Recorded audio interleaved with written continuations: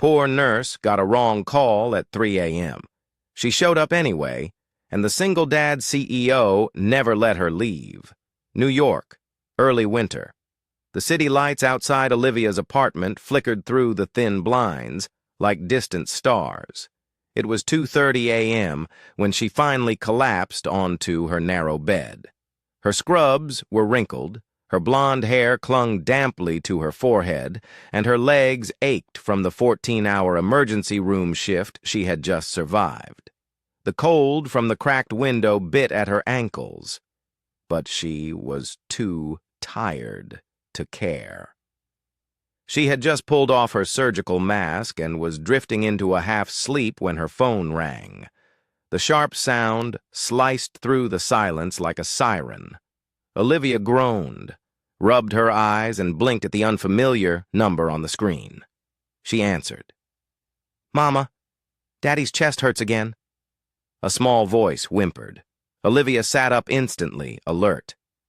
"I think you have the wrong number, sweetheart." "Who is this?" The girl's voice trembled. "You? You're not Mama? Are you a doctor?" Olivia's voice softened. "I'm a nurse. What's happening, honey?" "Daddy can't breathe. He's on the floor. Please help." Olivia's pulse quickened. "Where are you?" "I don't know. Our house is white. It has a black fence and there's a red light in front. Mama wrote this number for emergencies." The child's voice cracked, and Olivia's heart broke a little. "I'm coming," she said without thinking. Still in her scrubs, Olivia grabbed her emergency kit, shoved her phone in her pocket, and raced out into the cold. The rain had started, light but icy. Her breath came out in fog as she got into her old car and pulled out of the driveway. She drove aimlessly at first, scanning every house, every street lamp. The neighborhoods blurred together in the shadows. Her hands clenched the steering wheel, knuckles white. Then she saw it. An aging white house with a black wrought iron fence and a flickering red porch light. She parked on the curb, ran up the steps, and knocked hard. The door creaked open. A little girl, no older than 4, stood barefoot, her cheeks wet with tears. "You came," she whispered. "I told you I would," Olivia said gently. The girl led her inside. In the living room, a man lay collapsed on the floor, gasping, clutching his chest. Without hesitation, Olivia dropped to her knees, opened her bag, and began emergency treatment. His lips were pale. His breaths came in shallow rasps. She reached for her inhaler, applied pressure, and talked to him steadily, even though he could not respond. Finally, after long minutes, the man's breathing slowed. His chest rose and fell, no longer violently. His eyelids fluttered. He looked up at her, confused. "Who are you?" Olivia exhaled shakily. "A little girl called me. She thought I was someone else, but she believed I could help, so I came." The man blinked slowly, and for the first time, Olivia saw his face in full light. Angular jaw, hollowed cheeks, and exhausted eyes that once must have been bright. He was no ordinary man.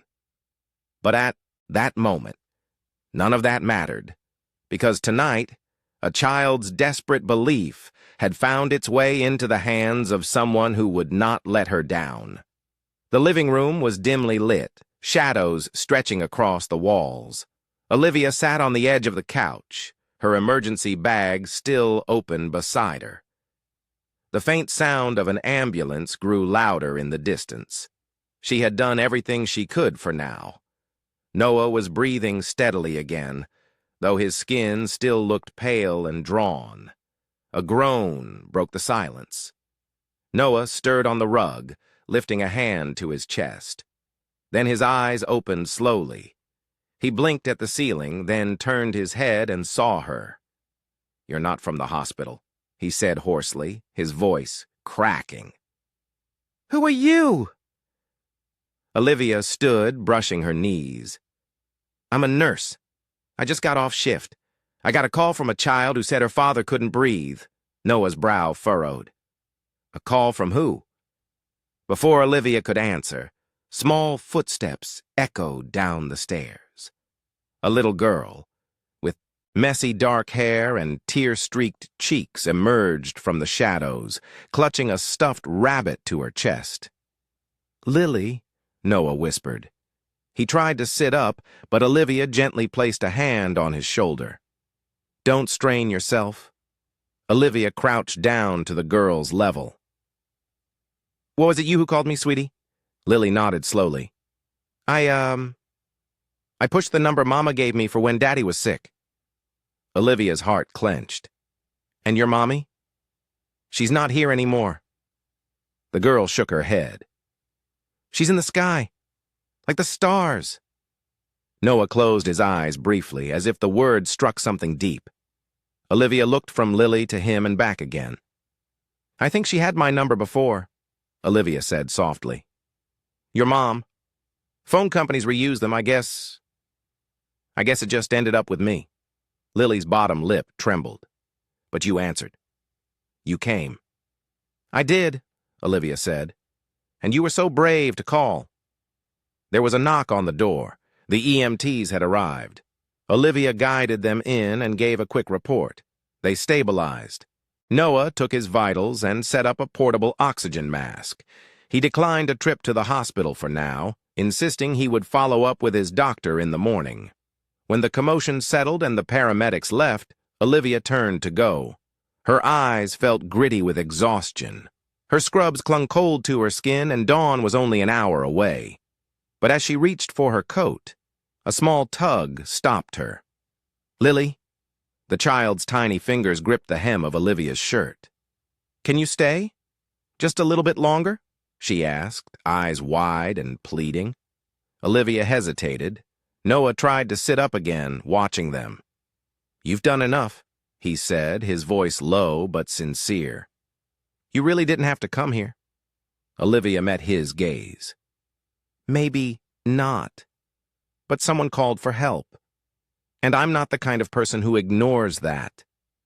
Noah looked at his daughter, then back at Olivia. "She hasn't talked much since her mom passed. She never calls anyone. I don't even know how she remembered the number." "I guess," Olivia said, gently lifting Lily into her lap. "Sometimes the heart remembers what the mind forgets." The room was quiet again. Olivia sat there holding Lily as the child leaned her head on her shoulder. Noah rested back on the couch, breathing slow and even. And in that small circle of silence bound by grief, instinct, and one misplaced call, something fragile and new began to form. Like the first warmth before sunrise, the clock on the mantel struck 5 and B. Olivia had meant to leave long ago. Her shift had ended hours earlier, and exhaustion pulled at every fiber of her being. Yet she stayed, her legs folded under her on the living room rug, a warm blanket draped over her shoulders. Lily, now curled against her side, let out a soft sigh as Olivia gently ran fingers through the girl's tangled hair. The living room had grown quieter, more peaceful, the early morning light creeping in through the curtains. They had gone through 2 picture books, well-worn ones with torn corners and faint crayon scribbles. Olivia had fetched a warm bottle of milk from the fridge, guessing where things were by instinct. She had held Lily when the little girl's breath caught with grief mid-sentence, and whispered stories of brave owls and starry skies until her sobs turned into yawns. Noah, still weak but alert now, had watched from the couch with a blanket over his legs. His breathing was less labored, the tightness in his chest relieved thanks to Olivia's quick actions. He had not spoken much, his voice still, but his eyes never strayed far from the sight of his daughter. Finally asleep, wrapped in warmth and comfort, clinging to a stranger as if she had known her all her life. It stirred something in him, a strange mixture of guilt, gratitude, and something else he could not name. "I'm not sure how to thank you," he said, finally, breaking the silence. Olivia looked up. "You do not need to. You saved my life." "I was just there," she replied softly. "At the right time." He leaned back against the cushions, exhaling slowly. "No, you were what she needed, what I needed, even if by mistake." Olivia smiled faintly, brushing a strand of hair behind her ear. "She's a strong little girl. She knew what to do. Most adults would panic." "She hasn't spoken to anyone like that in over a year," Noah murmured. "Since her mother passed, I tried therapists, school counselors. Nothing worked. Then tonight you—" Olivia's eyes drifted back to the child nestled at her side. Maybe she just needed to be the one helping someone this time. Sometimes that's how healing starts. The room fell silent again, a shared stillness, a stillness of survivors. As the sun began to rise, Olivia gently lifted Lily and carried her to the small bed upstairs, tucking the covers around her, pausing to smooth down her hair. She lingered for a moment, watching the child breathe peacefully, then tiptoed back downstairs. Noah was sitting upright now, the oxygen mask resting beside him. "Could I ask you something?" he said, his tone uncertain. "Of course. Would you consider coming by again? Just for a bit? I don't know what this was. I don't expect anything. But Lily, I haven't seen her that calm since Anna died." Olivia looked at him for a long time. The exhaustion behind his eyes was deep, deeper than what a single night of missed sleep could cause. It was the kind that came from carrying too much, too long, alone. "I work most nights," she said gently. "And I have classes in the day." He nodded quickly. "I understand. It was just—" He cut himself off, not wanting to sound desperate. Olivia picked up her things. "It was a strange night," he chuckled dryly. "That's one way to put it." She walked to the door, pulled it open, then paused. Slowly, she turned back and reached into her bag. From a side pocket, she took out a sealed box and placed it on the side table. "An emergency inhaler," she said, "for the next time you forget your meds." "You're not billing me for that, are you?" he teased, raising a brow. "No," she said with a small smirk, "but I might stop by to check your pulse now and then. Free of charge." Noah smiled. It wasn't wide. It wasn't perfect. But it was real. And that was something he hadn't felt in weeks. Olivia stepped outside, pulling her coat tighter against the early morning chill. The street was still quiet, bathed in pale orange light. As she walked to her car, she glanced back once at the small white house. The house with the red porch light and the child who had dialed the wrong number that turned out to be exactly right. She did not know what would come next. But for now, she knew she would return. Not out of obligation, not out of pity, but because something about this broken little family had settled deep inside her, and she was not ready to let go. Each day began the same way. Now, Olivia would arrive at the White House with the iron fence and red porch light around 9 a.m., always bringing something small, a storybook, a fresh pastry, or a new coloring, set for Lily. The little girl would wait at the window, nose pressed against the glass, waving as Olivia pulled up. Noah usually watched from the kitchen, silently sipping coffee, half grateful and half unsure what this routine was becoming. Olivia never stayed long, at first just an hour or two. She would read to Lily, make her laugh, pick up scattered toys, and gently remind Noah to take his medication or eat something that wasn't reheated pizza. She never imposed. Yet somehow she became part of the rhythm of the house. Not loud, not flashy, just present.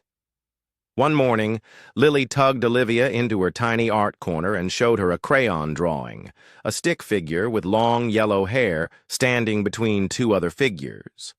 One tall.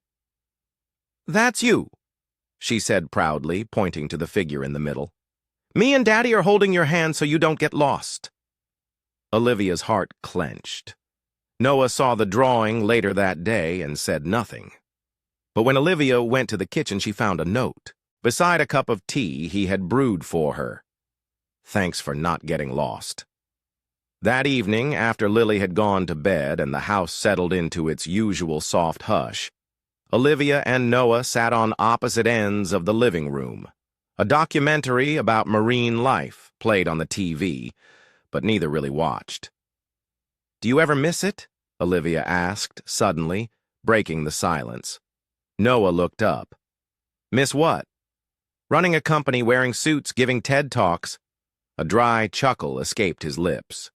"I used to think I was important, that what I built mattered." He paused, eyes drifting toward the fireplace. "But after Anna died, I couldn't walk into that office without feeling like a fraud." "You left because of her," Olivia said quietly. Noah nodded. "They said it was a routine surgery, an easy one. She even laughed when I dropped her off that morning." His voice cracked slightly. "I signed the admission papers. I left her there. And when they called me hours later, it wasn't to say she was in recovery." "I'm so sorry," Olivia said. He turned to her, eyes hollow but steady. "I hate hospitals, Olivia. I hate the way they smell. I hate the way they feel. I hate that I gave her to a system that couldn't bring her back." She didn't answer. There was no answer to give. Only silence. And sometimes that was enough. The next few days passed quietly, but Olivia felt the lines around her blur. She was here almost every day now. She knew where the cereal was kept. She knew which shampoo Lily liked and which lights buzzed if left on too long. She knew Noah's routine. Coffee by 7, first email by 8, pacing the hallway by 9. And yet she didn't live here. She wasn't part of this world. One afternoon, she sat alone in her car after leaving the house. Her hands gripped the steering wheel longer than needed. Her chest felt tight, not from pain, but from the confusion that swirled inside her like fog. This wasn't her family. This wasn't her life. That night, she pulled out a pen and wrote her nurse supervisor an email. It was simple and polite, a request for a few days off, citing personal reflection. She needed space, not because something had gone wrong, but because something was starting to feel right, too right. The next morning, she arrived at Noah's door, not with a coloring book, but with an envelope. "I need a few days," she said, offering a small smile. "To think, to breathe." Noah stared at her for a moment, then nodded. "Okay." Lily came running down the stairs, arms outstretched. "Are we reading today?" Olivia crouched down, kissed the girl's forehead, and whispered, "Not today, sweetheart, but soon." As she walked away from the house, Olivia felt a strange ache, like she was leaving something behind that she hadn't quite been ready to name. Not love, not yet, but something close. Back at the hospital, everything felt off. The familiar rhythm of charting vitals, adjusting IVs, and answering code calls should have grounded Olivia. It used to, but now the sterile lights felt colder. The hallways more echoing. Her uniform tighter against her chest, like something that no longer fit. She moved through the wards with practiced grace, but dulled eyes. The patients were the same, the procedures unchanged, but something inside her had shifted. It had only been 4 days since she walked away from that little white house. 4 days since she hugged Lily goodbye and handed Noah that envelope. 4 days. but it felt like an absence far longer than time could measure. Her phone buzzed during her lunch break. Lily's name flashed across the screen. A message came in through the kid's safe tablet Olivia had helped Noah set up weeks earlier. A drawing appeared, crayon stick figures. 3 of them, one tall, one small, and one in the middle with yellow hair. Underneath, clumsy letters spelled out, "I miss you." Olivia stared at the screen, her heart caught between guilt and longing. Seconds later, another message arrived, this time from Noah. Lily hasn't been sleeping. She thinks, you left because of her. No emoji, no follow-up. Olivia locked the phone and exhaled. The noise of the hospital hummed on, but inside her everything was very, very still. She didn't reply. Not to Lily, not to Noah. Instead, she took a walk during her break, headphones in, playing soft lullabies, as if trying to drown her own thoughts. She sat by a fountain in the courtyard, watching leaves fall, letting the cool air bite her skin to remind her she was still here. She had promised herself she would not become another hole filler in someone's broken life. She had seen too many patients, too many families who leaned on someone just because they were available, not because they were truly wanted. Olivia refused to be that. She would not be Anna's shadow. And yet when she closed her eyes, she saw Lily's sleepy smile as Olivia traced constellations on her ceiling with a flashlight. She heard Noah's voice as he whispered, "Thanks for not getting lost," over a shared mug of tea. She remembered the warmth, not just of the house, but of being needed without being used. That night, she recorded a short audio message and uploaded it to Lily's tablet account. Her voice was calm, warm, steady.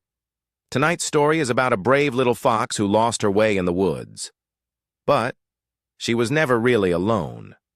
She never said her name, never mentioned Noah, but the story was one Lily would know was meant just for her. And somewhere in the quiet of that White House, Noah listened, too. He replayed the clip after Lily fell asleep, alone in the kitchen. The lights were off. The tea had gone cold. But he sat there anyway, the tablet screen glowing, Olivia's voice like a memory that wouldn't fade. By the 5th day, Olivia stopped checking her phone so often. She tried to refocus. She told herself she needed space, but the ache didn't leave. It just settled deeper, quieter, like a violin string pulled taut, but never played. On the 6th night, just past midnight, her phone rang. Not a message, not a voicemail, a call from Noah. She answered before the 2nd ring. "Lily's sick," he said. His voice was tight.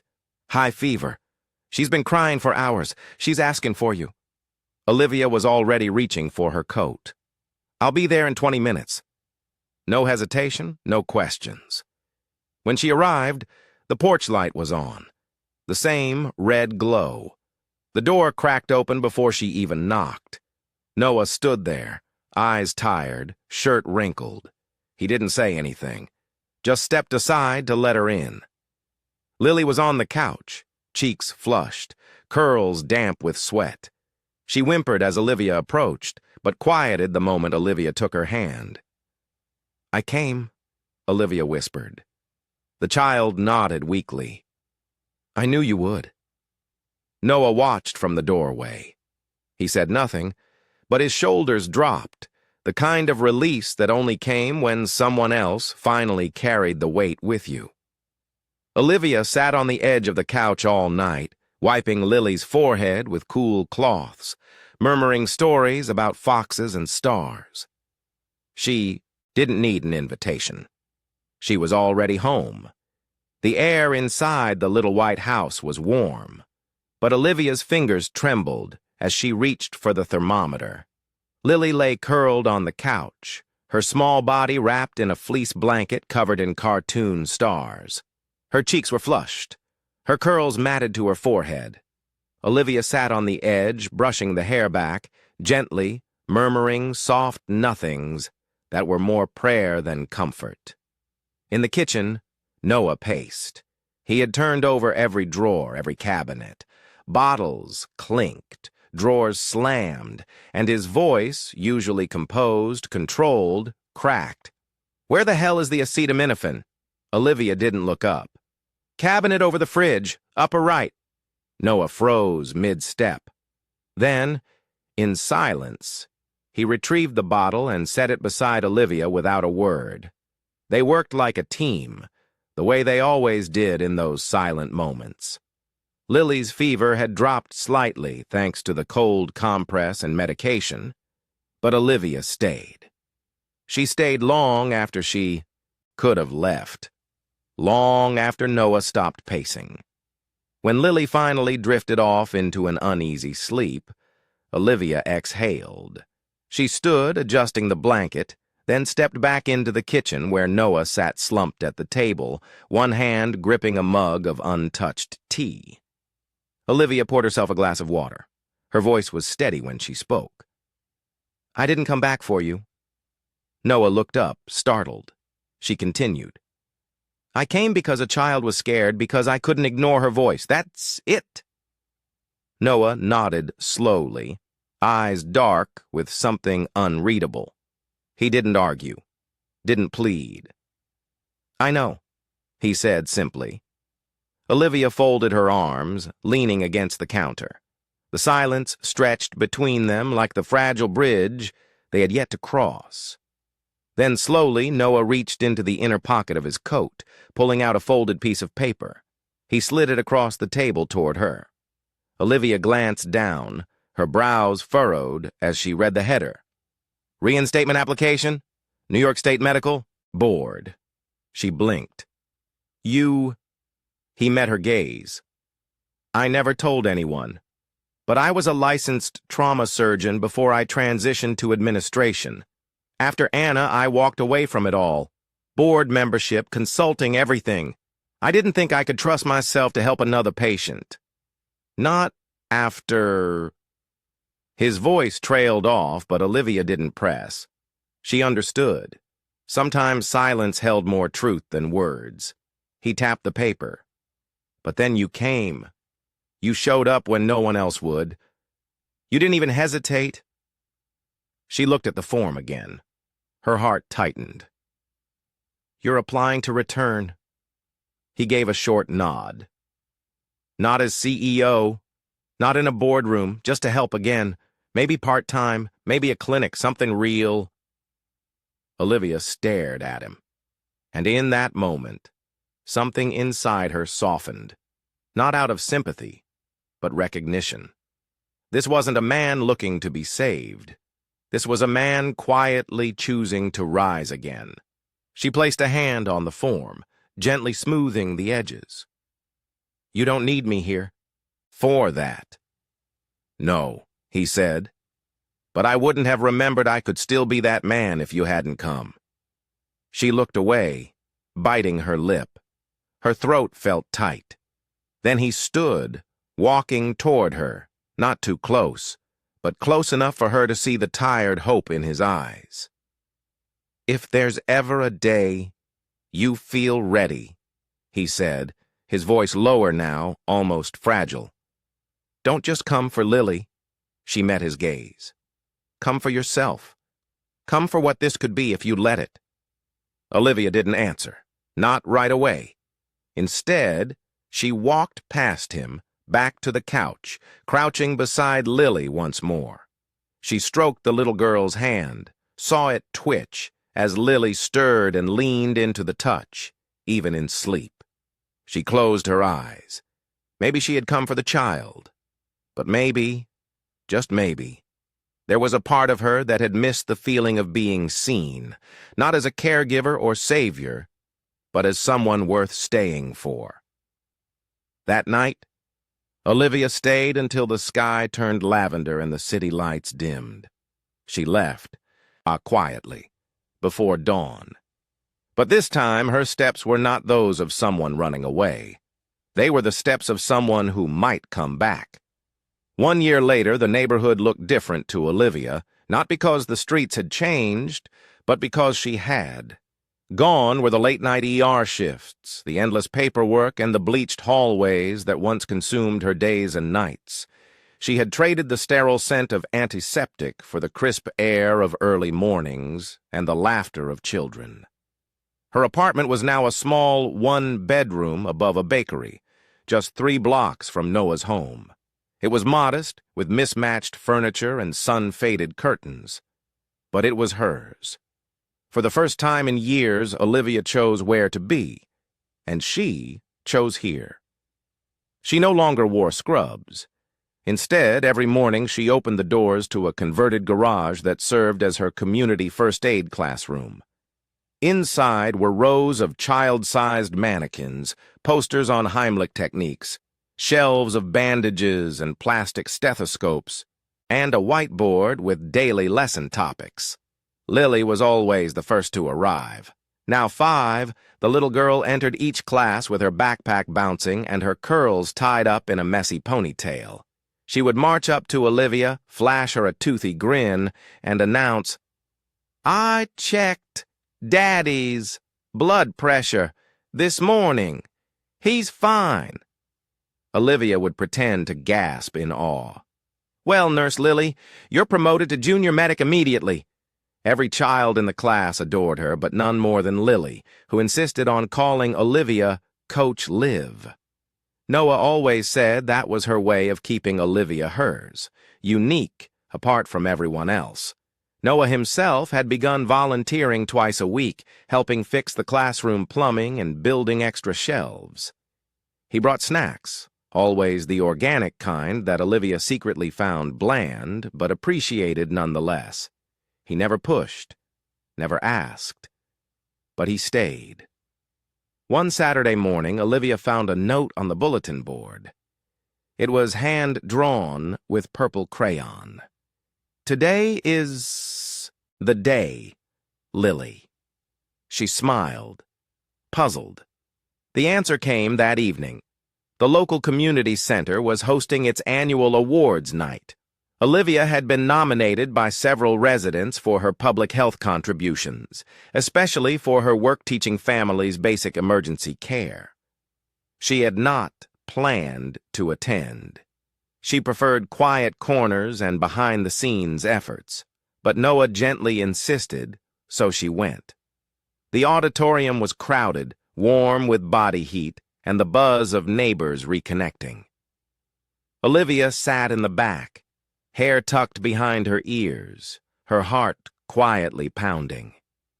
Then she heard her name. She looked up just in time to see Lily, dressed in a white blouse and blue skirt, step up to the podium, the microphone nearly taller than she was. The MC whispered something to her, adjusting the mic. Then Lily cleared her throat. "My name is Lily Campbell. I'm 5. I used to get really scared at night, especially when my dad got sick.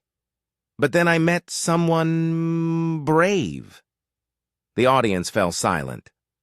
"She came to my house because I called my mom. But she came anyway, even though she wasn't my mom." "She's not my mom." Lily paused, her small voice steady but emotional. "But she's the person I want to be like most when I grow up." There was a beat of silence, then thunderous applause.